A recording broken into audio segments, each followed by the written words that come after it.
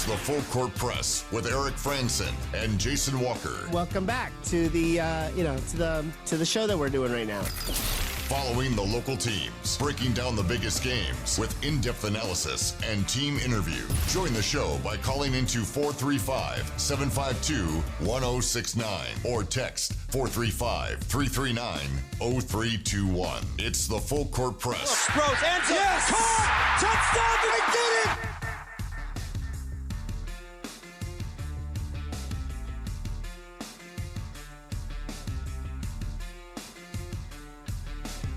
Good afternoon, everybody. Welcome on in.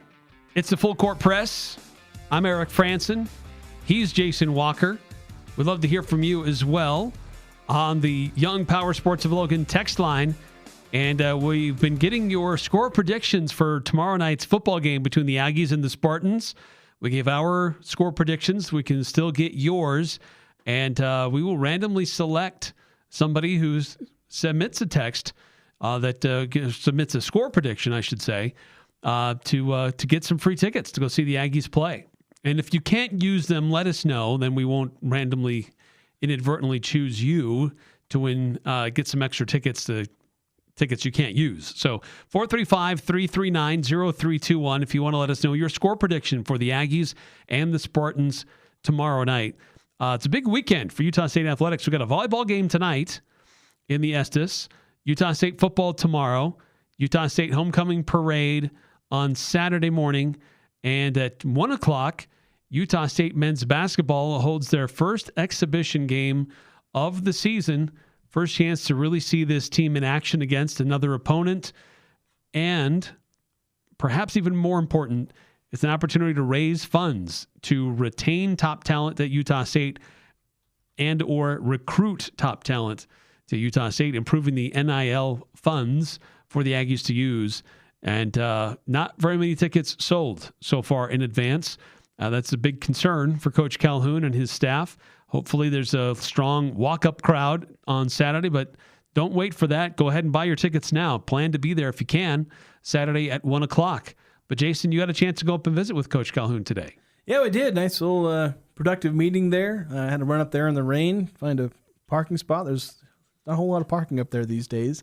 Managed to talk with him for about 8-10 minutes or so, and even had a nice chat with him afterward as they were kind of waiting for kind of the shoot-around portion to end. They went back in to watch film, lift weights, and all that. So prepping for this game, partially like a normal game, but there are a few interesting quirks to this where it's not going to be like a true game, at least from the coach's perspective, the way they're approaching it, which Coach Calhoun will explain in the audio portion. But yeah, I learned a decent amount. Despite the fact that I've talked to him like 3 times in the past couple of weeks, still a few more things to add as we approach the official start of the season.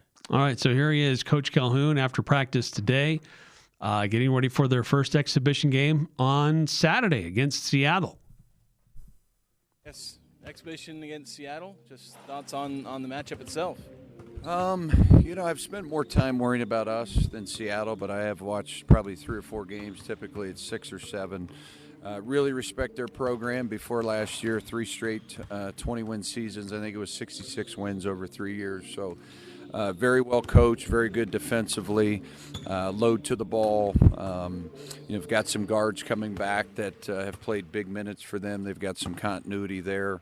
Added some nice pieces. I thought in the transfer portal, Division II kid that can really fill it up. So it'll be a good test, and I think it'll be good just to see where we're at, our strengths and our weaknesses. You mentioned the other night playing all 15 guys. I mean, obviously this is an exhibition, so you will get them in there. Will they have certain minutes or limits, or you just kind of go with the flow, or what kind of strategy, I guess, do you use with using your guys? Yeah, just talked about that for about an hour as a staff. Still trying to figure that part out. We're going to play 50 minutes, about 52 minutes. So we're going to play a 40-minute game and then either 10 or 12 minutes after that. Those minutes will be important as well. I really appreciate their coach, doing that, because we need as many looks as we can against other people. So even after the scrimmage, we'll play another 10 or 12. Got to figure out rotations, what makes sense. It's not going to be a set lineup. Whoever starts, it doesn't necessarily mean 2 weeks later they're starters, right? So we don't have that in our mindset. We're trying to balance our lineups more than anything. How many different lineup combinations do you expect to just try, and just maybe is there a point in the game where it's like, what the heck, just try this? Honestly, Jason, I don't really care. I just want to see what certain guys look like, how they adapt to different circumstances, how they problem solve, whether it's a pick and roll coverage, a defensive coverage. That's what these are about. In a close scrimmage, I've never really worried about the score. I've never really worried about a ton of that. We did a lot of different lineups, last year against Weber, against Oregon. I thought the best thing that happened to us, when we lost to Oregon, that got our guys' attention, right? So adversity to me is good. I want to see how we respond in the good moments. How do we handle success? How do we handle failure? We've got a lot of moving parts. We've got 5 freshmen, 5 transfers, 5 returning guys. Trying to blend this group as a team is a challenge. But we're not the only team, right? There's 367 other teams that are doing the same, whether it's a scrimmage or an exhibition. The exhibition idea came about when the NCAA passed the rule that we're now allowed to use the money for the retention fund. So that's why we're doing the exhibition. Just ask that. This is kind of new to be playing. These closed scrimmages, these secretive scrimmages have been going on for a while or been allowed, but now to have actually games where fans can come watch you, that's kind of new. You used to be able to show and hide some of your weaknesses, right? Now it's kind of all out there for everybody to see. So as coaches, we know where we're at as a team. We know we're going to be a lot better in 20 days. We know we're trying to cram a lot of different situational things in and schemes in. But, I think it's good. Anytime you can put the jersey on and play in front of fans and, get some money raised for your roster in this world of revenue sharing, I think it's a golden opportunity for us as a basketball program to do. And that's why we chose this instead of a closed scrimmage. So you've talked about how you kind of approach this and how the coaching staff will look at it. How do you coach the players in this scenario? Because obviously in the regular season playoffs, it's win, and if it's ugly, it doesn't really matter in the end.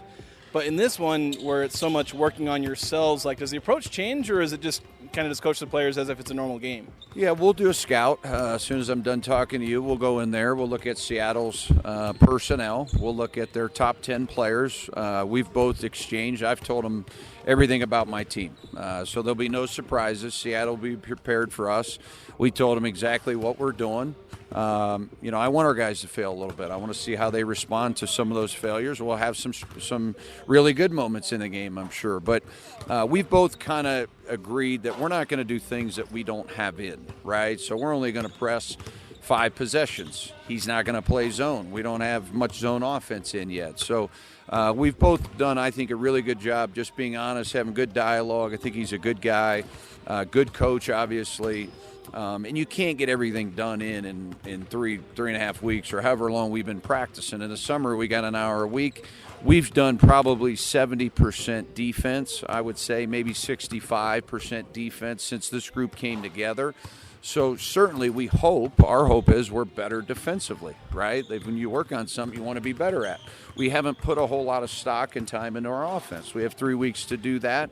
So that's what I'm hoping to see. I want to see some improvements on the defensive end.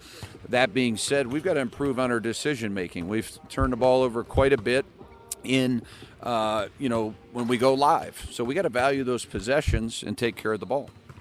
Health-wise, how are you guys health-wise? All 15 are ready to go. That's a really good thing. We've been hampered a little bit with injuries. Jordy Barnes has had plantar fasciitis. He's back, right? He's full go. He's tolerating the pain. It's been a nagging thing. Mason Falslev had a groin issue. He's back. He's practiced and has no pain. Carson Templin had a concussion, right? So he was in concussion protocol. He's out. He missed about 5 practices due to that. Luke Carney missed, I think, 3 due to a sprained wrist. Nothing alarming. This time of year, you're going to have some injuries. You're going to get banged up. We've lost some rhythm with those guys being out. So we'll take the next 48 hours today and tomorrow, and then obviously Saturday is a learning opportunity. We'll watch the tape, win, lose, or draw, whatever the score is, and we'll try to improve Monday, and then we'll have 4 or 5 days to get ready for San Francisco, and then after that, you're kind of off to the races. So the next 2.5 weeks, we've got to have a great mindset. We got to come in here and just try to get better and keep growing. And one thing with the ticket sales, mentioned that online. A lot of people brought up hunting season. I guess the timing was a little interesting. I was wondering what went into scheduling this and what challenges as far as finding a day that worked for the opponents you're trying to get in here. Jason, scheduling is outside of recruiting and, managing a roster. What I have found, and now going into a new league where we're going to have to get 16 non-conference games instead of 11, and then we're going to have to figure out, did this exhibition make sense, right? Do we need to get another home exhibition? Do we do a close scrimmage? There's a lot of variables. I think each year there's a lot of things that go into this, right? So I don't have the internet, or I don't have Twitter and those things, so I did not see that. But here's what I'll say. When you have a program like Utah State, it's about your team, right? The people that will want to come and see our team, they'll be here. I totally understand. There's high school football. There's hunting season. I didn't know anything about that. I mean, I don't know. But people have things going on. I get that too. So, right, there's a lot of variables that go into this. So we'll see how this goes, right? I know the herd will be here. I think they've got about 1,000 tickets that they've claimed already and growing.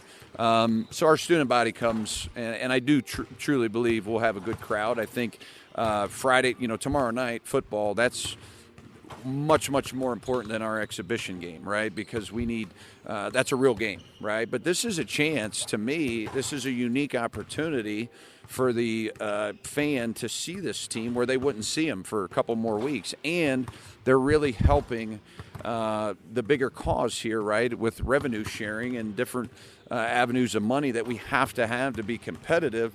$10, $20, all that adds up and makes a huge difference when you're trying to build and sustain a program that we want NCAA tournaments and we want to advance in March.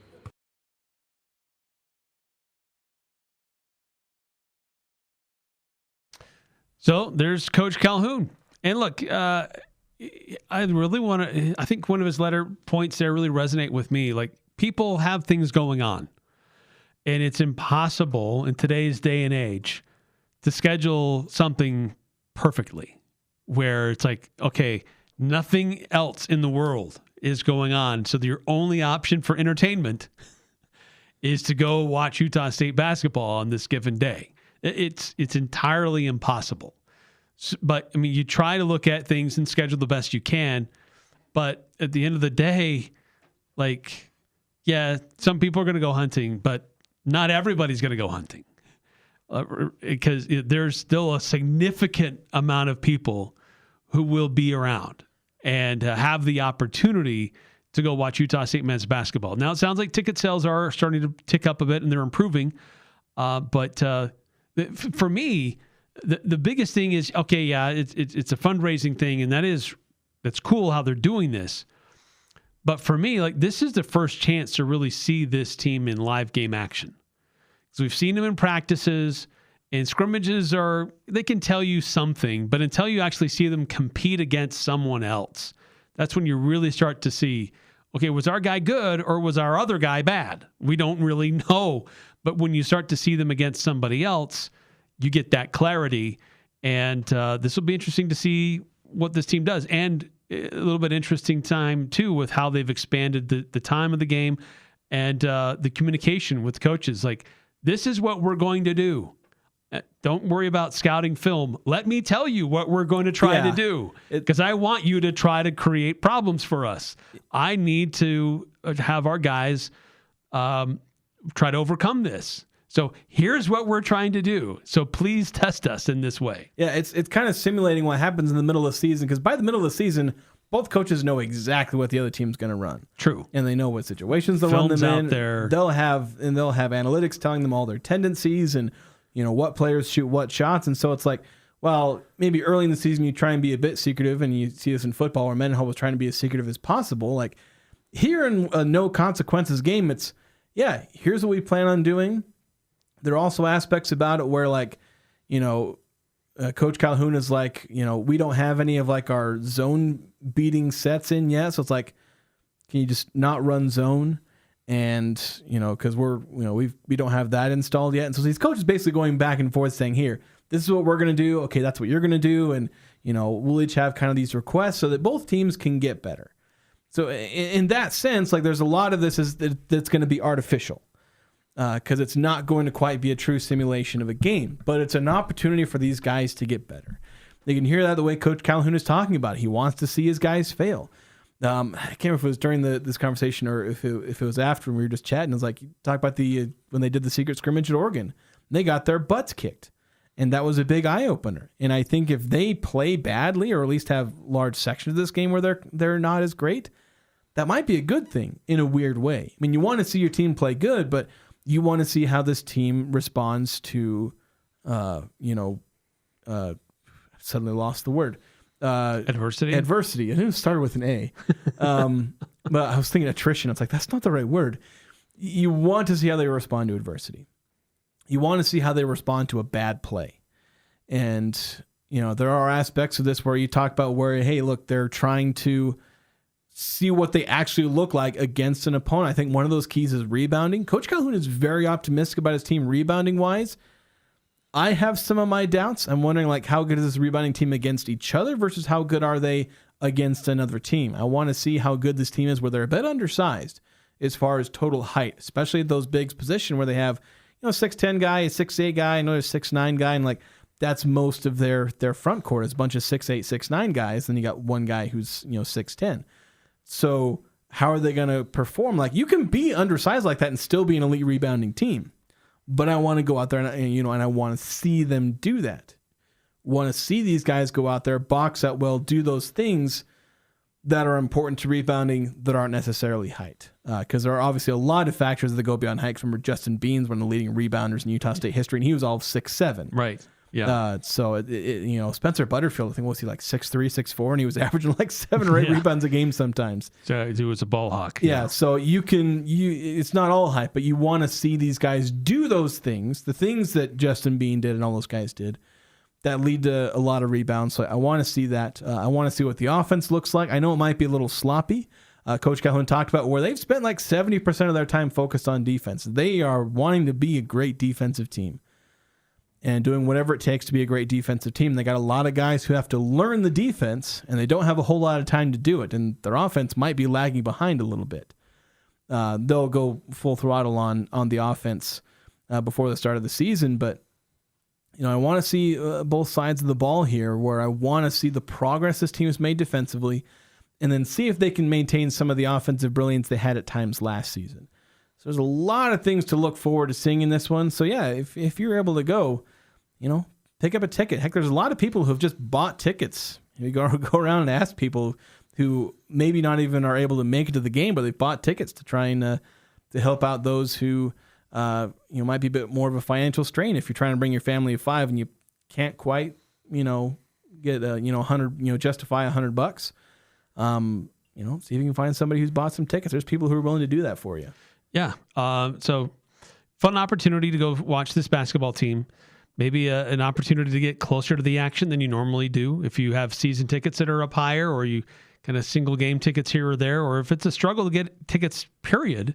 This is a great opportunity. Go to the parade in the morning and then head up to the Spectrum at 1:00 and check out this basketball team. You get extra time. It's a longer session than normal. Yeah, you're going to get 52 minutes of basketball. They're going to play 2 halves and then kind of I don't know if overtime is the right word for it, but just more basketball after that, because Coach Calhoun is I don't know how I want to play 15 players enough minutes for it to be meaningful, but I think he's going to try and get as many minutes as possible for all these players, but I think especially the freshmen. Yeah. He wants to get them out there where they haven't gone out there and played on a Division I court. He wants them to go out there, fail, and then rebound from that and learn. Yeah, failure is a great motivator and a great teacher. I think that's the biggest thing is he wants it to be a teacher. He wants his team to fail and build from it. Better to fail now than fail in November, December, or worse yet, March. Right. All right. So your reactions, your thoughts to what you heard from Coach Calhoun there about Utah State men's basketball, tuning up the team for their first exhibition matchup on Saturday at 1:00 in the Spectrum. A great opportunity to see the team in action. Also an opportunity to help the team keep talent here in Logan, or to recruit top talent to Logan to be part of this team in the future. I'd love to get your thoughts on that. Also, we're still taking your score predictions for Utah State football on Friday night. We'll randomly select some texts to win some tickets to go see the Aggies play Friday night. Coming up next on the Full Court Press, we'll shift to high school football. We had a couple of games last night. We got a game on the schedule this evening, a little bit of a schedule change for that one. We'll update you on that. And a chance to win some free bread if you were paying attention to the Skyview game last night. It's all coming up on the Full Court Press. It's cold outside, but you can keep warm inside with a quality-built, super-efficient York furnace. Count on a furnace from York because it's backed by the strongest warranties available. Call Advanced Heating and Air Conditioning, your local York dealer, at 752-7272. Online at advancedheating-ac.com. We're not comfortable until you are. Advanced Heating and Air. This Halloween, the Riverwoods dares you to seize the fright. Join the Riverwoods and Seize the Night Records for the ultimate Halloween dance party. Live music, a killer costume contest, and enough thrills to wake the dead. It all happens Saturday, October 25th from 8 to 11 p.m. at the Riverwoods. Come dressed to distress. Must be 18 or older. For discounted tickets, visit SeizeTheNightRecords.com. That's SeizeTheNightRecords.com. Or you can purchase tickets at the door. Ski season is coming, which means season ski rentals. This is Mark at the Sportsman, where we have over 20 years of season ski rental experience. We rent to kids and adults. Come in to get season ski rentals for your entire family. We like to wait a little later in the fall because there is a chance your kids might grow out of their boots by the time ski season actually rolls around. You will get the right gear for your kids to ski this year at the Sportsman on Main Street in downtown Logan with tons of parking in the back. Cache Valley Ear, Nose, and Throat is thrilled to welcome Dr. Jackson Deere to their team of trusted specialists. Dr. Deere joins doctors.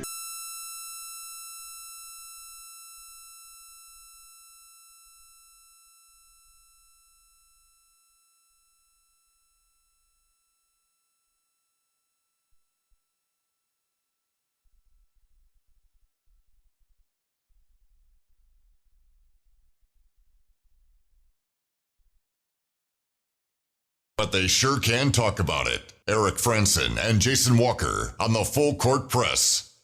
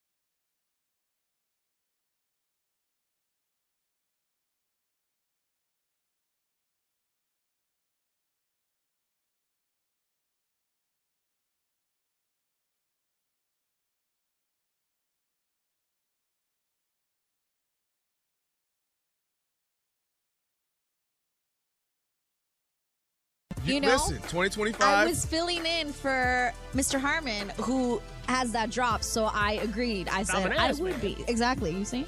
I am an ass man. I'm not looking at you. It's a lot of explaining. Just you know. I'm not saying it's not accurate. I'm just telling you. Try that again. Take two. I don't know what happened to our board there. We need to do a roll call. Thank you, 5452, letting us know. Are we back? Roll call on the text line. We've had this happen before. It was probably a weather alert. Those are usually things that throw us off. Oh, could be. They disrupt our board and shift it back into a default position. So a quick roll call. We were talking about Logan football. Basically, to summarize things, Logan played well within the context of playing the best team in 3A, but they were playing arguably the best team in 3A, and it kind of ended up showing in a 48-7 loss. Yes. So that, thank you. Thanks, everybody, letting us know. I don't know. That was weird. Thanks for letting us know that we're back on. Temporary weirdness, but I think we got that figured out. But look, tough loss for the Logan Grizzlies to conclude their season. Regular season. Yeah, they still have a chance for a postseason game.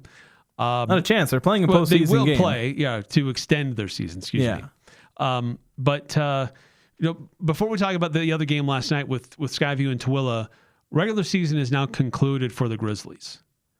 Their first season back in 3A. Last time they were in 3A, they had a lot of success. This year, a little bit different story. But how would you assess that change for Logan, how they've adapted and gone through, and just where their program is headed? I think it's headed in a good direction. Mind you, this team is still pretty young, like their secondary, which has been picked on a lot of times. They have skill. They have speed. They're just lacking some size and experience, and these kids are going to grow, literally, in some cases, and they're going to be getting better. You see that with the offensive line, where it was just so much more competitive in 3A, where Logan has just not managed to get the kind of participation and some of the development. It's kind of lagged behind a little bit from some of its other Cache Valley counterparts. And that's where they've ended up lagging behind in the success. Because when you saw them match in terms of size with other teams in 3A, they were competitive and oftentimes felt dominant against some of these teams. They, were pretty dominant in the run game against Ogden. Absolutely tore apart Ben Lomond. And so they had some really good moments. They beat up on Union as well. So this is a Logan team that you put them kind of in their own weight class, so to speak. And maybe someday they can kind of get that development back up, because they have technically the enrollment to match some of these other 4A teams, but there's that development aspect that I think they need to work on. And once you get that, and maybe if other high schools stop recruiting their players, that would help. But that would help. But this is a team that can, be a consistent program. Are they going to be the, dominant, 3A champion every other year that they kind of were for some of those 2000s? Maybe not. That's hard to do. It's hard to get back to that, crazy high standard, but they can be a good team in a lot of their sports. Well, to the development issue, I think it really helps that they have, as a school district, took the opportunity to invest in development in what they did with the old municipal building. Yeah, the facilities. That's now an indoor training facility that can be used, and it's right next to the middle school. So development starts at a young age. And so providing more opportunities for those middle school students, but for the other teams involved with Logan High to use an indoor facility when the weather's not good, that pays massive dividends. It's, especially in the winter, it's hard to get in on a field because the facilities that are available are so packed, and there's so many spring sports that need those spaces to get in and get ready. It's really hard. You have some teams, they're doing their practices at 5 a.m. just because that's the only time they can get on an indoor field. So having another facility helps. Now, it's not the biggest, it's not the most technologically advanced, but it's going to help. Yeah, it's something. It helps. And any edge you can have, any edge in development and practice and all that, that's going to be a positive. And so you hope to see Logan be able to have that investment in its youth athletics, which are, important not just for the fact that sports are fun, but it's important in the development of people, in these young men and young women. Yeah. The other game that concluded their regular season last night, that was the Skyview Bobcats. They were on the road. They went to Tooele, and it started out kind of a back and forth affair. Both teams just kind of trading punches earlier on, and then Skyview kind of settled down defensively while their offense was still able to perform, and eventually they pulled away in that second half with a lot of space between them. Nice, comfortable win there for the Skyview Bobcats, winning 55-27 as they conclude the regular season, getting a win, helping their RPI. Still not sure exactly where they will end up in the standings until Saturday, but getting that win and settling some things down, that's a team that had to kind of overcome an emotional loss last week. And earlier on, I wasn't really sure they really addressed that, but they made their adjustments and they were able to put Tooele behind them and win with ease, 55-27. Yeah, this is a game I expected Skyview to win by a decent margin. So the beginning, when I was getting those score updates via text, like while I was calling the Morgan game, and I was like, "What's going on with Skyview? They're not winning by as much as I thought they would." But kind of like how Morgan started out a bit slow against Logan, where maybe they weren't, they didn't expect to be up.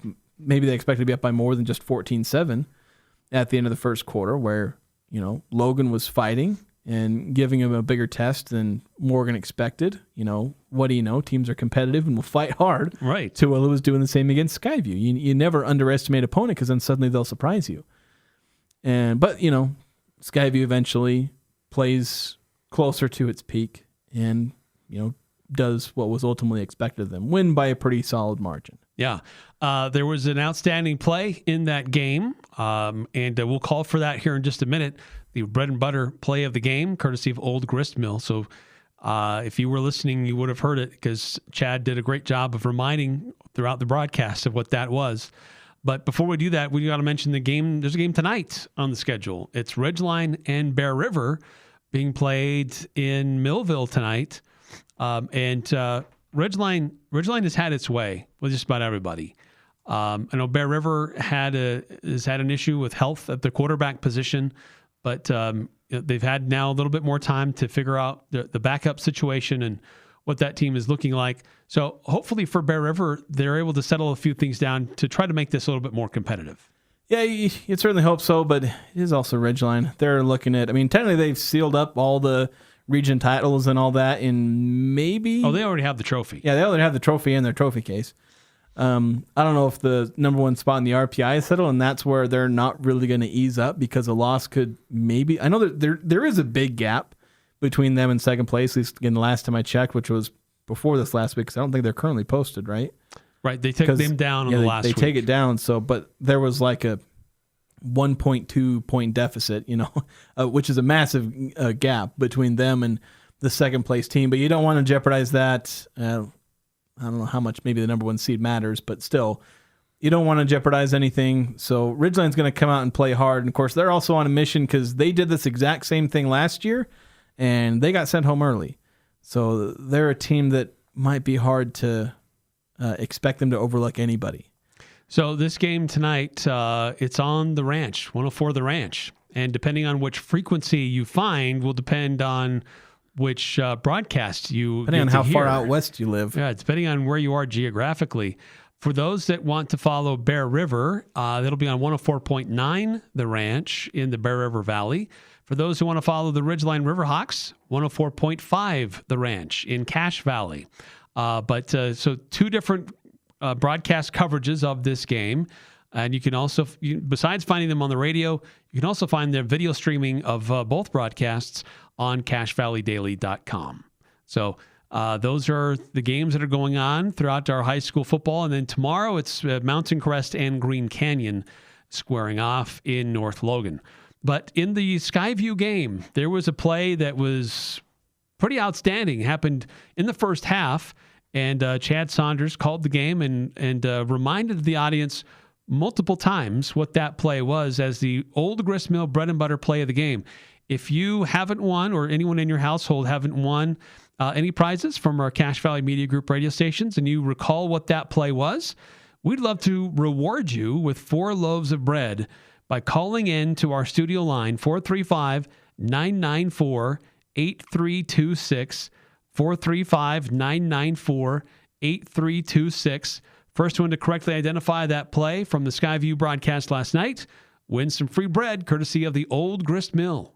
Hi, this is Brooke Stevenson. Ty Smith. And David Castor with Adams Wealth Advisors. We're truly honored to be named Best of Northern Utah Gold winner for the best financial planner. This community means everything to us, and we're grateful for every customer who made this possible. Thank you for your trust. Advisory services offered through Adams Wealth Management, a registered investment advisor. For important disclosures and more information, visit adamswealthadvisors.com. That's adamswealthadvisors.com. Addiction is the one thing that everybody knows about, but not many people talk about. If you're finding yourself in a situation where you're struggling with personal addiction, or maybe you love someone who's struggling with addiction right now, our friends at Renaissance Ranch have a place where you can go for healing. And they focus on more than just the addiction. They help your family heal too.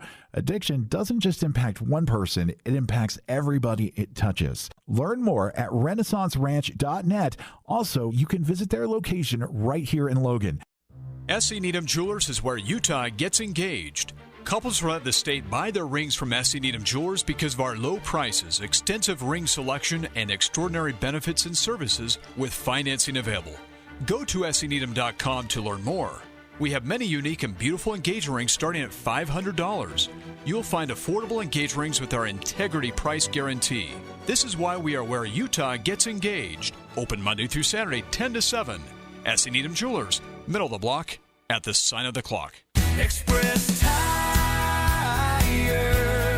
tires for less. Safety and comfort on the road are Express Tire's top priority. As a Point S team member, count on peace of mind with an inclusive warranty that includes nationwide protection. Any brand, any size, better pricing. No appointment necessary on the highway at 3200 North Main. Express Tire, tires for less. The Full Court Press on Sports Talk Radio, 106.9 FM, 1390 AM. The Fan.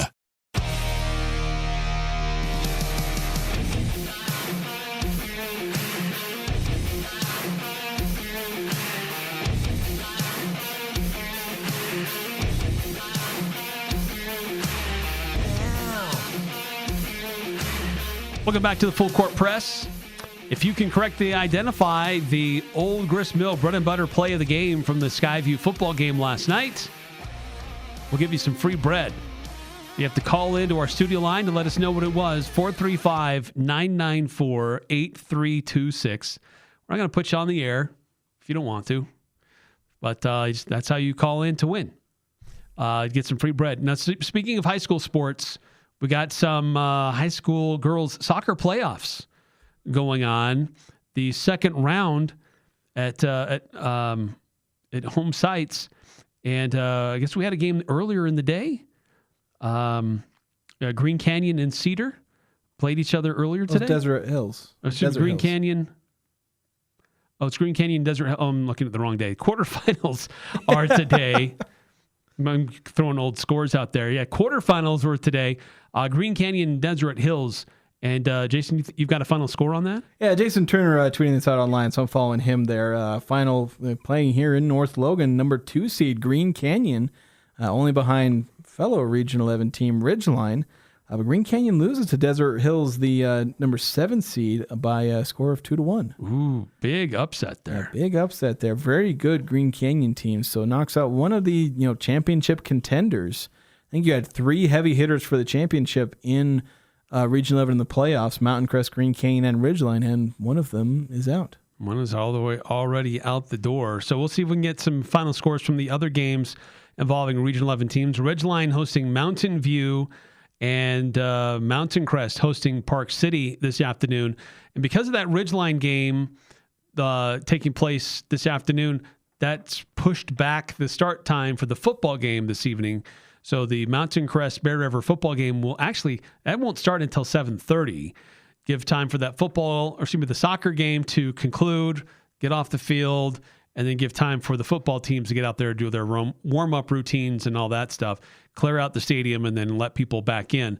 But so be advised. If you have plans to go to see Ridgeline and Bear River tonight, it is a little bit later start than normal. Yeah. On the Young Power Sports Logan text line, speaking of high school sports, 8791, saying what a great opportunity for Logan High with its access to the indoor facility next to Mount Logan. Also noting my son plays for Ridgeline, and in the spring they would have to meet at 4 a.m. at the RSO building just to get a spot to practice inside. It's so bonkers. Yeah, that is crazy. Though I do remember I play basketball in the mornings at Logan, and I was walking into the building, and you could hear what I thought was Utah or Logan football practicing at that was 6 a.m. out on the airfield. I was making assumptions. I was hearing whistles over on the Logan High field. I didn't go check, but early practices are common for football. But that early is pretty crazy. Yeah, it's tough. I mean, the RSL building, the Loy Hansen Indoor, or whatever that's called. Where was that at again? It's near the Eccles Ice Arena. It's near Green Canyon. Okay, because I've heard a lot about it. Haven't really been there. I know some people want to use the Utah State. I think they rent theirs out to some of the high schools. I think the Lob Indoor. Yeah, the Lob Indoor. At least I believe they try and do that for all the different spring sports. But yeah, space is limited because you got a bajillion spring sports and not a bajillion nice weather days. No, for any of these teams. Yeah, it's rough. So my hats off. I mean, my experience of that was limited. I had somebody living with me who was going to try to make a soccer team, and those practices were 5 a.m. out in North Logan, and getting them up early and getting them out there for those practices. And it's not like you can just, hang out or go back home. You have to do such a drive. But kudos to those coaches and others that make that happen. It's a big sacrifice, but it pays off. So, but yeah, having one more facility certainly will help for a lot of people in our area. But so high school soccer continuing, got the regular season for high school football concluding, playoffs for volleyball will be happening soon, not too long. So the fall sports are starting to wind down just a little bit. But other sports are starting to pick up, including the Utah Jazz and Utah Mammoth. Utah Jazz holding their first preseason game at home, and it's tonight, taking on the Portland Trailblazers. And for the Mammoth, their first home opener of the regular season was last night. And not only did hockey fans get to see and experience the new Risers. Now I know they held an exhibition game, but first regular season game for the new Risers. But they also got introduced to Tusky, the new mascot for the Mammoth. And I've seen some mild controversy, hard-boiled egg level spicy amounts of controversy. But, there's some people that felt like the name was a little cheesy, and it's a cartoon fuzzy mascot. Come on. It's a good mascot. It's not going to frighten children. It's not the unhinged weirdness that Gritty is. Who's he even the mascot of? I can't even remember. Philadelphia? Is it Philadelphia? Yeah, I can't remember. Flyers? I think you're right. But yeah, you have some weird mascots. You have some kind of, basic ones that work pretty well. You have to imagine they were going to go a similar direction, where they have the Jazz Bear, who I guess doesn't even really have a name. He's just the Jazz Bear. Yeah. Obviously, fantastic mascot, does a lot of cool things. Utah seems to have some pretty good mascots that are able to do some pretty cool things. I know you got, Big Blue, Cosmo's pretty good mascot for BYU, all the crazy stunts they pull off there. Swoop for the U. I never hear a single thing about Swoop. I think nothing goes viral with Swoop. I don't think they ever do anything. So claps hands and points. It's mostly Big Blue, Cosmo, Jazz Bear. We'll see what Tusky brings, but decent track record of mascots in Utah with, imperfect record, but still doing pretty good. It should be a good, fun mascot. It's a guy running around in a costume. Just don't get that upset over it. Maybe the name doesn't work. Tusky's fine. It's a childish name because mascots are childish. That's how they're kind of supposed to be. Entertain the kids. It's supposed to be quick, catchy. Again, I don't know why they haven't come up with one for the Jazz Bear. Jazzy doesn't seem to fit because the Jazz Bear makes no sense based on the team name. Yeah, the Jazz Bear gives off more of a masculine vibe, and Jazzy seems more like a feminine name. Although, I guess maybe Jazz Bear is female. I don't know. Canonically, I know the person underneath the costume's not a girl, but No. who knows? Canonically, these mascots can be whatever they want, but it's. Not going to get all that. And it's not like anybody is really riled up, but it's a fun little mascot. It's cool. Just watch out for those tusks, because if you start swinging his head around, might get bonked. Yeah. Yeah. By the way, lost in all this discussion, Mammoth did win. That's true. 3-1. 3-1 win. That was good. They got a win. Yeah, found some offense. They've struggled a little bit getting the puck in the net, but they were able to do that last night. So good win. Get those goals scoring, get those wins rolling, and let's get this team to the playoffs. Now 2-2 on the season. All right, quick timeout here on the Full Court Press. When we come back, Pick 6. We'll predict what will happen this weekend and invite you to play along as well. Shout out your radio how you would answer next on the Full Court Press.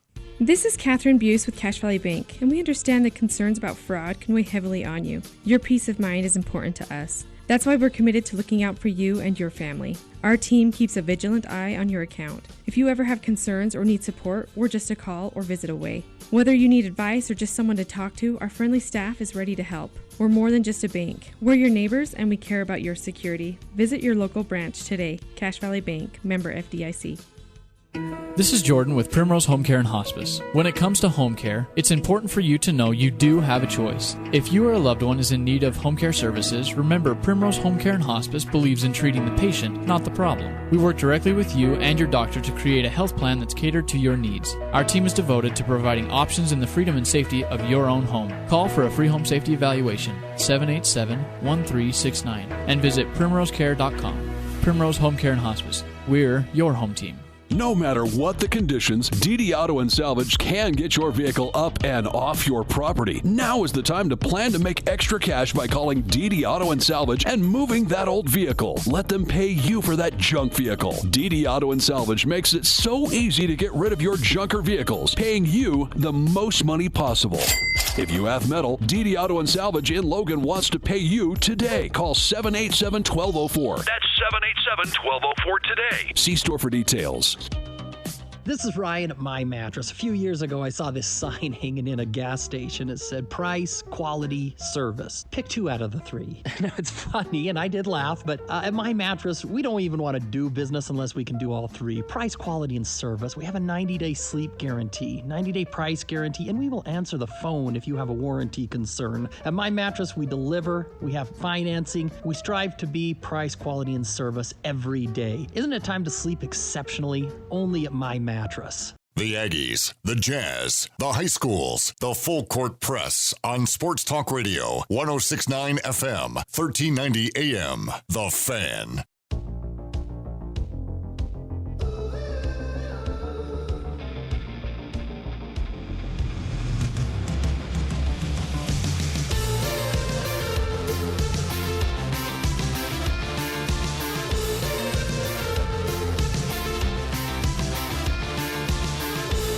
Welcome back to the Full Court Press. Eric Frandsen, Jason Walker. Hey, appreciate all the interaction on the text line today. It was fantastic. A lot of great score predictions and comments letting us know that we had a weird error with our board. And we got that fixed quickly because of you. So thank you. And shortly after we get off the air, we will select the winners for our free tickets to go see Utah State take on San Jose. So still a little bit of time to get a score prediction in if you'd like a chance to win some tickets to go see the Aggies. But we're going to finish out the show by predicting what will happen this weekend. We call it Pick 6. I bet you $20 I can get you gambling before the end of the day. No way. It's the Full Court Press Pick 6. Ever since March Madness ended, I am so bored. 6 things we think will happen this weekend. I don't know how the whole betting thing started, but it's fun. All right, I take 3 lines. Jason takes 3 lines. We add them all up to 6 and a point after with the tiebreaker. I won last week, so I'm going to defer. I'm going to let Jason go first. All right. So starting out, my obligatory Utah State-related line. Combined rush yards for both quarterbacks, or I guess all quarterbacks, in the Utah State versus San Jose State game. Says Bryson Barnes and whatever yards Walker Egan gets on the ground. Positive. Or his backup. Or whatever. So I set the line at 48.5. I'm going to take the over. All right. I'm going to take the under. Okay. And then Bryce Sensabaugh, his points against the Trailblazers tonight. He's been scoring pretty well in preseason. And we'll see if Ace Bailey's playing. Maybe Bryce Sensabaugh gets an elevated role. But I set the line at 23.5 points. 23.5 points for Ace Bailey? Bryce for Bryce Sensabaugh. I'm going to take the under. I'm going to take the over. Okay. And then who has more yards that they are responsible for? Passing, rushing, receiving. I'm going to exclude kick returning. Not that any of these two are going to get those return yards, but I have Liam Zarka or Caden Anderson.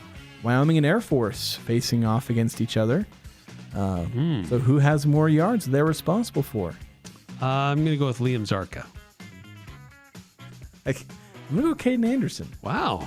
Okay. You don't realize how bad Air Force's pass defense is, do you? Well, no, that's true. All right.